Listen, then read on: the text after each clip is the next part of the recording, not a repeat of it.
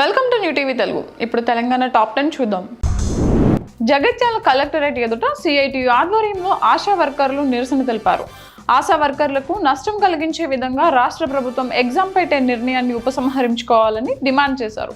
Assembly ఎన్నికలకు ముందు ఆశా వర్కర్లకు ఇచ్చిన డిమాండ్లను నెరవేర్చే విధంగా ప్రభుత్వం చొరవ తీసుకోవాలని కోరారు. పని ఒత్తిడికి గురి చేస్తున్న అధికారులపై చర్యలు తీసుకోవాలని డిమాండ్ చేశారు.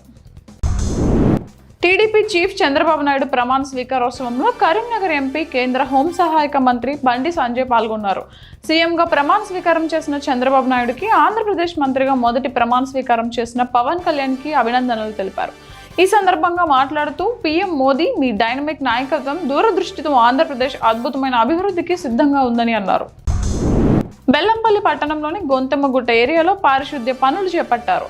మున్సిపల్ చైర్మన్ శ్వేత ఆధ్వర్యంలో ఏరియాలో పూడికతీత పనులు చేపట్టారు. రాబోయే వర్షాకాలంలో ఇబ్బందులు కలగకుండా చర్యలు తీసుకుంటున్నట్లు చైర్పర్సన్ తెలిపారు. పట్టణంలోని అన్ని వార్డుల్లో కూడా వర్షాకాలం దృష్ట్యా ఎటువంటి సమస్యలు తలెత్తకుండా ముందస్తు చర్యలు తీసుకుంటున్నట్లు తెలిపారు. ములుగు జిల్లా వాజేడు మండలం జగన్నాథపురం జంక్షన్ వద్ద వాజేడు ఎస్ఐ వెంకటేశ్వరరావు ఆధ్వర్యంలో వాహన తనిఖీలు నిర్వహించారు. ఈ సందర్భంగా వారు వచ్చిపోయే వాహనాలు ఆపి క్షుణ్ణంగా పరిశీలించి వివరాలు అడిగి తెలుసుకున్నారు. వాహనదారులు ఖచ్చితంగా నియమాలు పాటించాలన్నారు. అక్రమ రవాణాకు పాల్పడిన వారిపై కఠిన చర్యలు తీసుకుంటామని హెచ్చరించారు. ఈ కార్యక్రమంలో సివిల్, సిఆర్పీఎఫ్, పోలీస్ సిబ్బంది తదితరులు పాల్గొన్నారు.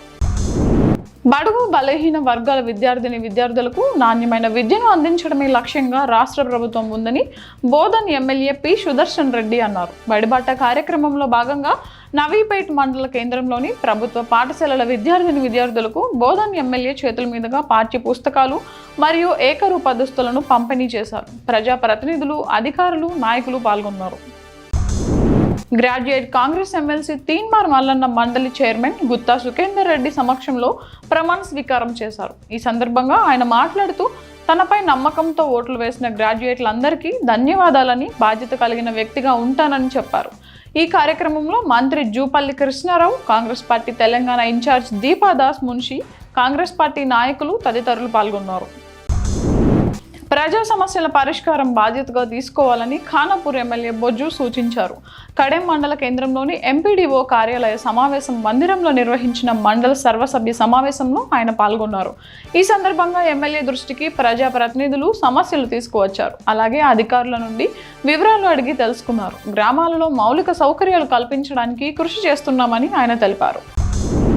విద్యా సంస్థల యాజమాన్యాలు తమ స్కూల్ వాహనాలకు ఫిట్నెస్ తప్పనిసరిగా కలిగి ఉండాలని జగిత్యాల జిల్లా రవాణా శాఖ అధికారి వంశీధర్ అన్నారు. జగిత్యాలలో గురువారం ఎన్ఫోర్స్మెంట్ టీంతో కలిసి వాహనాలు తనిఖీలు చేపట్టారు. నిబంధనలు పాటించని 3 స్కూల్ బస్సులు, 7 ఇతర వాహనాలు సీజ్ చేశారు. ఈ సందర్భంగా మాట్లాడుతూ జిల్లా వ్యాప్తంగా 464 స్కూల్ బస్సులు ఉన్నాయని, ఇందులో 300 వరకు వాహనాలు ఫిట్నెస్ కలిగి ఉన్నాయన్నారు. గ్రామీణ స్థాయి నుంచి జాతీయ స్థాయి వరకు యువత క్రీడలలో ఎదగాలని మాజీ సొసైటీ చైర్మన్ ముత్తినేని వీరయ్య అన్నారు. యువజన సంఘం ఆధ్వర్యంలో నేలకొండపల్లి మండలం నాచేపల్లి వద్ద ఏర్పాటు చేసిన క్రికెట్ పోటీలను ప్రారంభించారు. క్రీడాకారులను పరిచయం చేసుకుని సరదాగా క్రికెట్ ఆడి ఉత్సాహపరిచారు. గ్రామీణ ప్రాంతాల్లో దాగి ఉన్న క్రీడాకారుల ప్రతిభ వెలుగులోకి వస్తుందన్నారు. యువకుల మధ్య స్నేహభావం పెరుగుతుందన్నారు.